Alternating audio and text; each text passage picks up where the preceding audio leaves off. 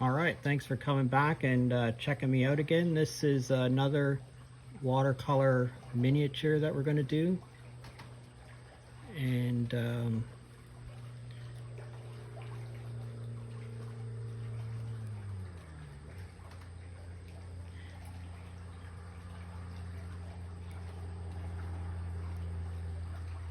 I sort of like drawing these, some people would call them lollipop trees. You can call them whatever you want to call them, but I think they're a lot of fun to draw. They're a lot of fun to paint.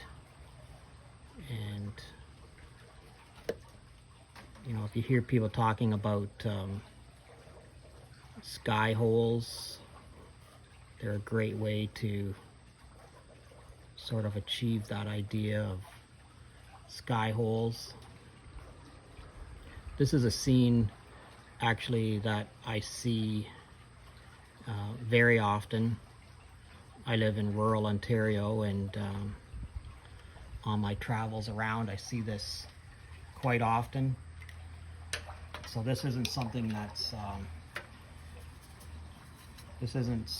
just made up to me. This is something that I actually see on my day-to-day travels. And I'm going to put in, this is Sennelier paint that I'm using. I'd love to hear from you and see what kind of paint you're using. I've used Sennelier paint now for, I guess, probably about 10 years I've used Sennelier paint for.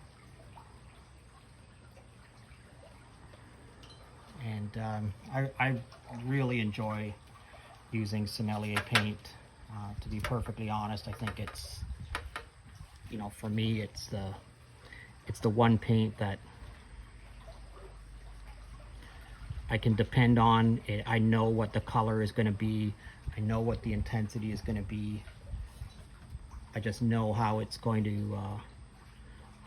look. I know everything about it, and I think that just that familiarity just comes from how often you use that particular color. This time of year we have a lot of fields where I live that are sort of at their peak of production, and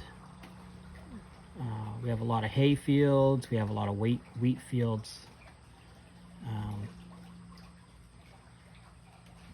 but yeah, we just have a lot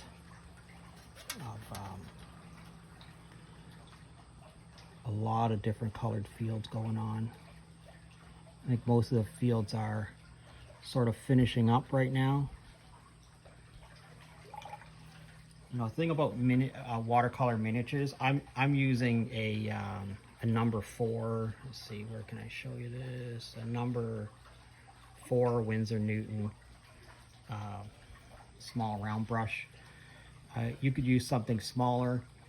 I just don't try to control it too much. I guess for me, it's I want to control it some, but I don't want to control it so much that it looks like you're fighting the painting. Just sort of let the colors do whatever they're going to do. I'm going to let this dry and I'll come back in a minute. Okay, so that's pretty much dried up there right now. So I'm going to paint in these trees a little bit.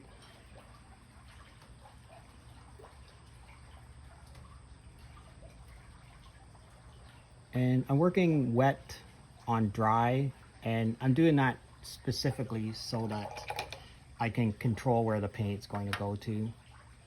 I'm going to make these,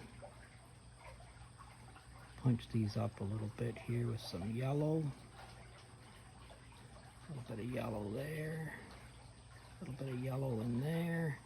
Let those sort of mix together however they want to.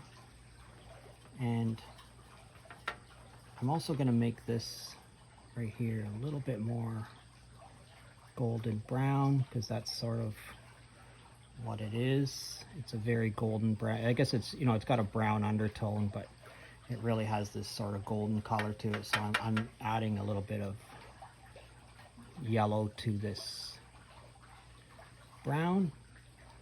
And again, I'm going to let that dry, and then I'll come back and paint those other trees. Okay, that took about 5 minutes to dry. And I'm using absolutely my smallest brush now.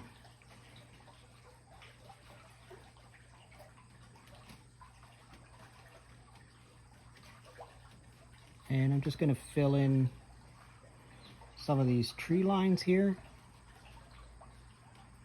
And like that. Bump up the color here a little bit.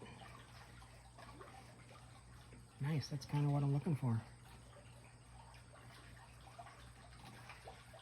You have to love it when a painting sort of turns out the way that you were thinking about it. To me, it's kind of important that I get my thoughts onto the page. Anyways, that's it. I'd love to hear from you. If you're currently a subscriber, I thank you very much. And if you're not currently a subscriber, please consider subscribing to my channel. Thanks a lot, and I hope you have an awesome day.